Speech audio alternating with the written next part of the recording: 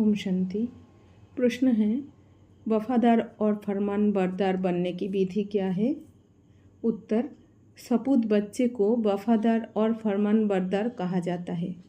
संपूर्ण वफादार जिसको संकल्प में भी व सपनों में भी सिवाय बाप के और बाप के कर्तव्य व बाप की महिमा, बाप के ज्ञान के और कुछ भी दिखाई ना दे।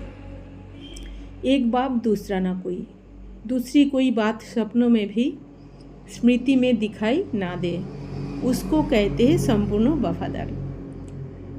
अगर एक संग में सदा बुद्धि की लगन है तो अनेक संग का रंग लग नहीं सकता।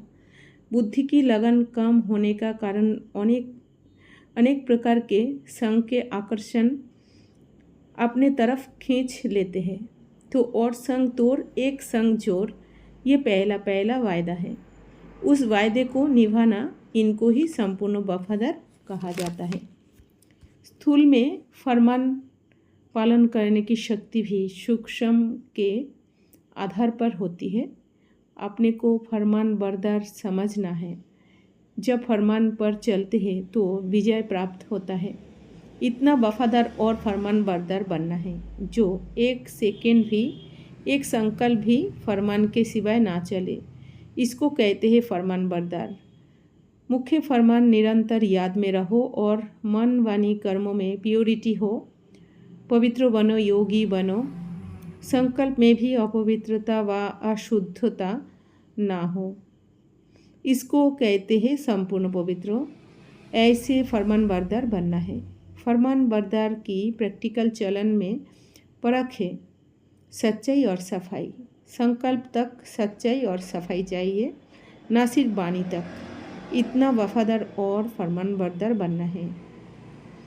जैसे सन शोज फादर है, वैसे ही रिटर्न में फादर को शो करना है।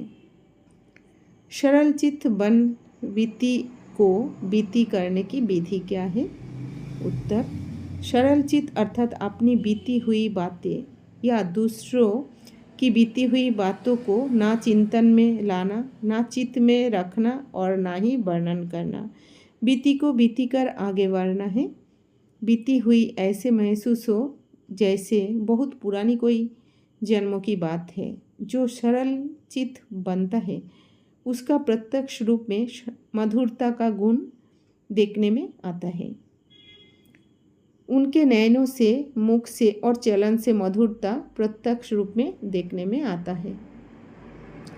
मधुरता आने के बाद भिन्न भिन्न संस्कारों का मिलन होता है। संस्कारों को मिलाने के लिए कुछ मिटाना पड़ेगा, कुछ भुलाना पड़ेगा, कुछ समाना पड़ेगा, तभी दिलों का मिलन होगा। ये है अंतिम सिद्धि का स्वरूप।